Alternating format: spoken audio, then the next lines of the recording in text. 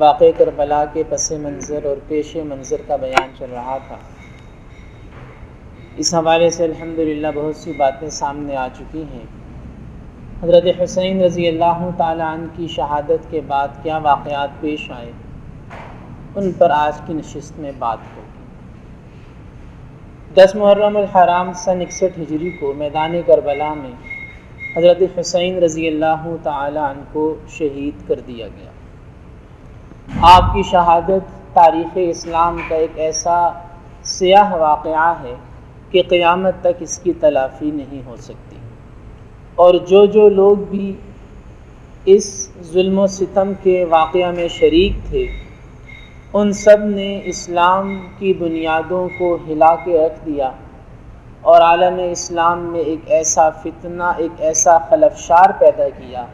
کہ جس کی تلافی آج 1400 سال گزرنے کے بعد بھی نہیں ہو سکی۔ حضرت حسین رضی اللہ تعالیٰ عنہ کی شہادت کے بعد آپ کے قافلے کی خواتین اور بچوں کو پہلے ابن زیاد کے دربار میں لایا گیا۔ حضرت حسین رضی اللہ عنہ اور آپ کے ساتھیوں کے سر بھی کاٹ کر ابن زیاد کے محل میں لائے گئے اور وہاں رکھے گئے۔ مورخین نے لکھا ہے کہ ابن زیاد کے سامنے جب حضرت حسین رضی اللہ عنہ کا مبارک سر پڑا تھا تو اس نے لاٹھی حضرت حسین رضی اللہ عنہ کے ہونٹوں پر لگائی،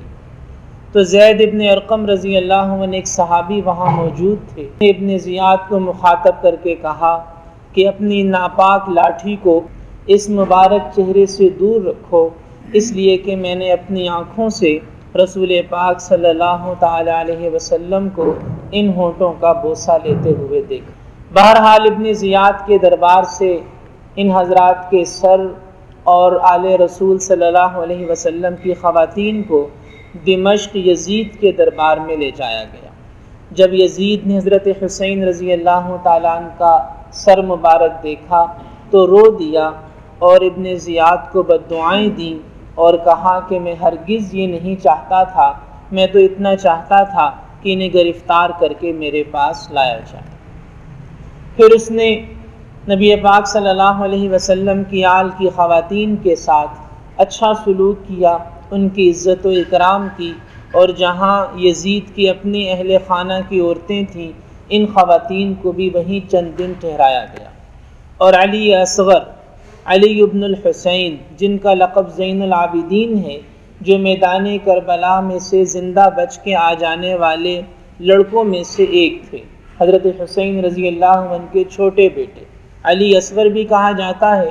زین العابدین بھی کہا جاتا ہے، اصل نام تھا علی بن حسین۔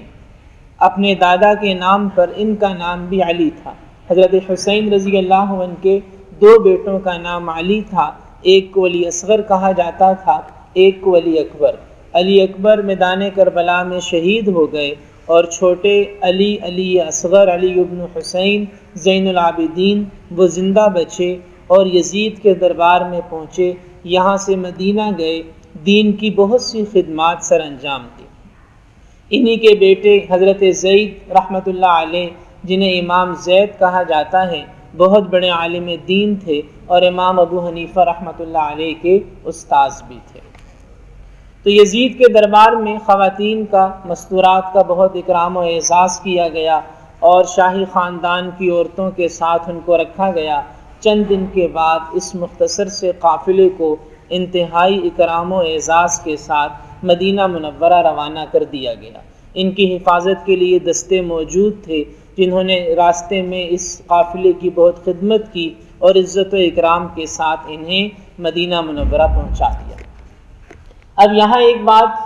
جس کی طرف مورخین نے اشارہ کیا ہے کہ یزید کی زندگی شہادت حسین سے پہلے بھی فسق و فجور سے بھری ہوئی تھی۔ شہادت حسین کا واقعہ تو اس کی زندگی کا ایک انتہائی سیاہ باب ہے۔ اس واقعہ کے بعد اس نے یہ یقین کر لیا تھا کہ اب پورے عالم اسلام میں ایک بغاوت اٹھے گی، ایک آگ اٹھے گی، حضرت حسین کے قصاص کا مطالبہ ہوگا، لہٰذا اس نے ظاہری طور پر یہ ساری چیزیں کی کہ حضرت حسین رضی اللہ عنہ کا سر مبارک دیکھ کر رونا، ابن زیاد کو برا بھلا کہنا، علی بن حسین زین العابدین کے ساتھ بہت اچھا سلوک کیا اور کوئی کھانا ان کے بغیر نہیں کھاتا تھا جب تک حضرت علی بن الحسین علی اصغر وہاں رہے۔ یزید کوئی کھانا ان کے بغیر نہیں کھاتا تھا، اور جب وہ رخصت ہو رہے تھے تو ان سے کہا کہ جب آپ کو کسی چیز کی ضرورت پڑے تو مجھے بتانا۔ اور خواتین کے ساتھ اتنا اچھا سلوک، مورخین نے لکھا ہے کہ اس کے اندر بھی سیاست کا عمل دخل تھا، وہ صحیح معنی میں تائب نہیں ہوا تھا۔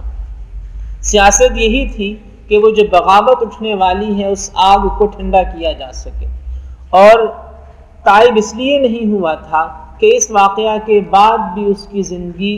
رقص و سرور اور فسق و فجور کا شکار رہی، لہٰذا اس واقعہ کے بعد بھی اسے توبہ نصیب نہیں ہوئی تھی۔ ایک تو بات سمجھنے کی یہ ہے، اور دوسری بات حضرت حسین رضی اللہ تعالیٰ عنہ کی شہادت میں جتنے لوگ بھی شریک تھے،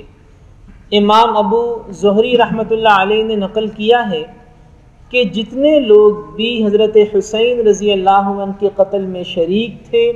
آخرت کے عذاب سے پہلے اللہ نے دنیا میں ہی ایک ایک کو عذاب کا عبرت کا نمونہ بنا دیا۔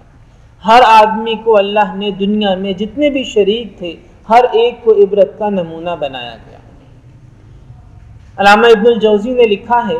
کہ ایک آدمی جو حضرت حسین رضی اللہ عنہ کے قتل میں شریک تھا، ایک رات کو سویا، جب صبح اٹھا تو اس کی آنکھیں اندھی ہو چکی تھیں۔ کسی نے وجہ پوچھی تو کہنے لگا کہ خواب میں رسول پاک صلی اللہ علیہ وسلم آئے،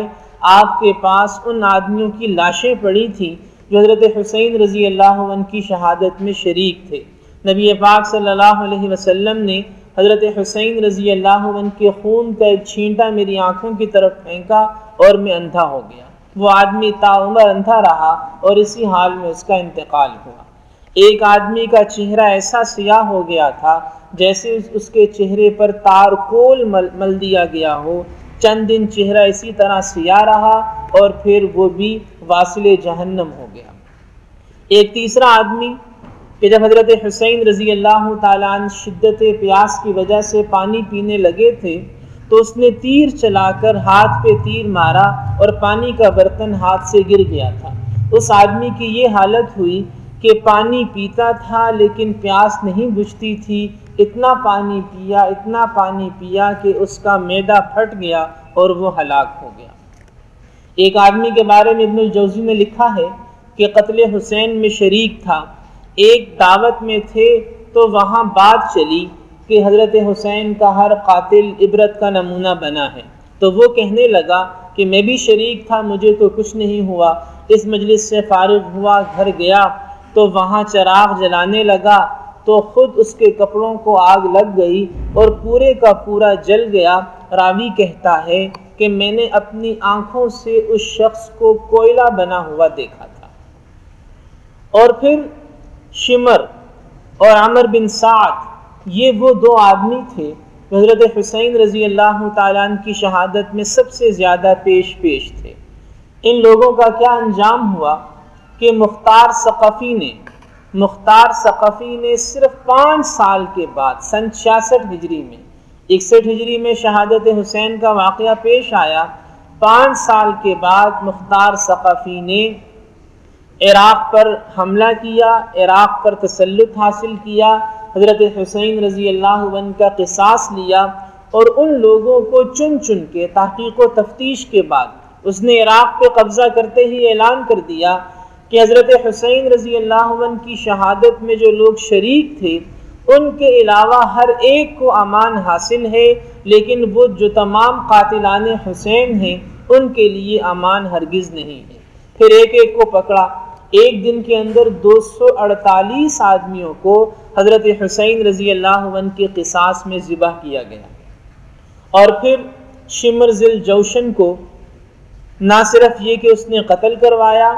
بلکہ اس کی لاش کے ٹکڑے ٹکڑے کروا کر کتوں کے آگے شمر کے جسم کو ڈال دیا گیا، اور اس کے بیٹے کو بھی اس نے اپنے دربار میں بلا کے ذبح کیا اور کہا کہ شمر کا قتل حضرت حسین کے بدلے میں اور اس کے بیٹے کا قتل علی ابن حسین علی اکبر کے بدلے میں ہے، لیکن اس سے بھی بدلہ ادا نہیں ہو سکتا اگر ان کے قبیلے کے ہر نوجوان کو، ہر مرد کو بھی قتل کر دیا جائے، حضرت حسین رضی اللہ عنہ کی ایک انگلی کا قصاص بھی نہیں ہو سکتا۔ عمر بن سعد کے ساتھ بھی یہی کیا گیا اور ابن زیاد کا سر کاٹ کر وہیں رکھا گیا جس جگہ حضرت حسین رضی اللہ تعالیٰ عنہ کا سر رکھا گیا تھا۔ مختار ثقفی نے ابن زیاد کو قتل کروانے کے بعد اس کا سر وہیں رکھا جہاں حضرت حسین رضی اللہ عنہ کا سر رکھا گیا تھا۔ تو ایک ایک قاتل کا اللہ نے عبرت کا نشان بنا دیا۔ اور رہا یزید، تو یزید کی کہانی بس اتنی سی ہے کہ واقعہ کربلا کے 3 سال 8 مہینے یا 2 سال 8 مہینے کے بعد یزید بھی دنیا سے چلا گیا اور اس کی خلافت کا، اس کی ملوکیت کا انجام بہت جلدی ہی ہو گیا۔ کہ ظلم پر جو حکومتیں قائم ہوتی ہیں، دوسروں کے حقوق کو غصب کر کے جو حکومتیں قائم ہوتی ہیں، میرے محترم بھائی اور دوستو، ان کا انجام یہی ہوا کرتا ہے۔ یہ واقعہ کربلا کے چند اہم پہلو ہمارے سامنے آئے۔ اب یہاں ایک بہت اہم بات جو سمجھنے کی ہے کہ واقعہ کربلا کی تاریخ، اس واقعہ کی جزئیات، چونکہ یہ واقعہ مال بنانے کا ایک ذریعہ بنا، لوگوں نے مجلسیں گرمانے کے لیے، لوگوں نے دوسروں کو رلانے کے لیے، ان کی جیب سے مال نکلوانے کے لیے اس واقعہ کو چونکہ کاروبار کا ذریعہ بنایا، اور جس چیز میں کاروبار آ جائے اس میں خیانت ضرور آیا کرتی ہے، لہٰذا طرح طرح کی روایات بنائی گئیں، طرح طرح کے افسانے گھڑے گئے، جھوٹ پہ جھوٹ بکا گیا، اور نہ آل رسول صلی اللہ علیہ وسلم کی عزت و حرمت کا پاس رکھا، نہ صحابہ کرام کے تقدس کا پاس رکھا، نہ قرآن و سنت کو کوئی اہمیت دی، محض افسانے گھڑے گئے، کہانیاں بنائی گئیں، خود ساختہ روایات کو پھیلایا گیا ایک خاص نظریے کو ذہن میں رکھتے ہوئے۔